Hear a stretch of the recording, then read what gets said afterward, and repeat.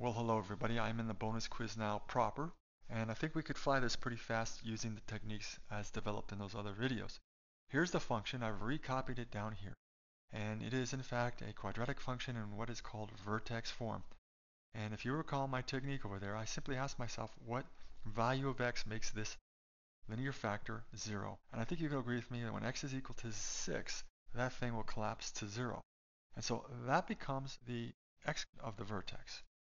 Now when x is equal to 6, notice that this whole thing vanishes. It goes to 0.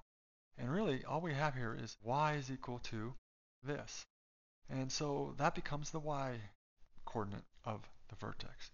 So the vertex is at 6, 3. And as you can see, I've entered that in here. Let me skip this part right now. This is not something I talked about in the setup video. Let's get to what is the value of y at the vertex. They want to know if it's a maximum or a minimum. Now, if the parabola opens up like this, it's going to be a minimum. If opens down like this, it's going to be a maximum. So we need to look at the equation here in vertex form to determine if we're multiplying by a positive or a negative out here. And since we're multiplying by a positive 1, this is going to open upwards like this, and the vertex is going to be a minimum. So we're almost home. They want to know the minimum value of y. At the vertex, what is the value of y? It's 3. And so, as you can see, that's what I typed in there. So now, this last part, before I go on to the next question, is the equation of the line of symmetry. And I'm saying here that x is equal to 6. Okay, what that's about, let me show you here quickly another website. And here is a parabola, and the axis of symmetry is the line that cuts it exactly in half and runs right straight through the vertex. So they're asking us for the equation of a vertical line. And the equation of a vertical line is going to be x is equal to something. Y can be anything. You can go up and down all you want, but x is frozen a certain direction over. And let's imagine that this is the vertex here is at 4 over and 6 down. And so x has got to be 4, and y can be anything. So this equation for this axis of symmetry would be x is equal to 4. Now let's see if we can work this one here. Find the axis of symmetry of the parabola below. I see the vertex is at 2 over and 1 up. And so x has got to be 2, y can be anything. The axis of symmetry is x is equal to 2.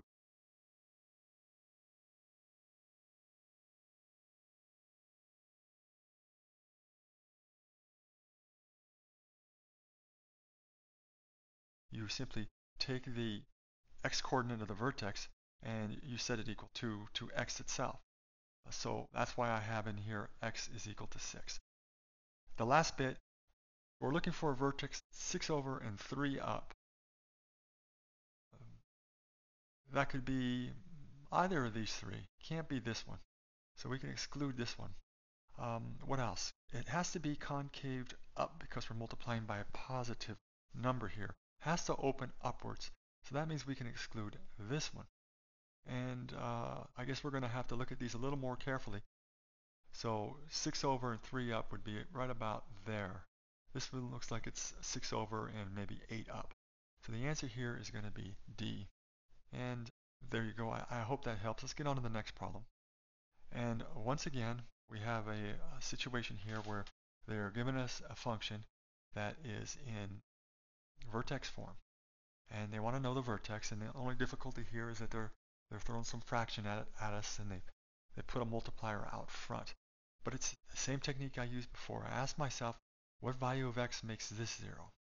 And I think you'll agree it's negative 9/4.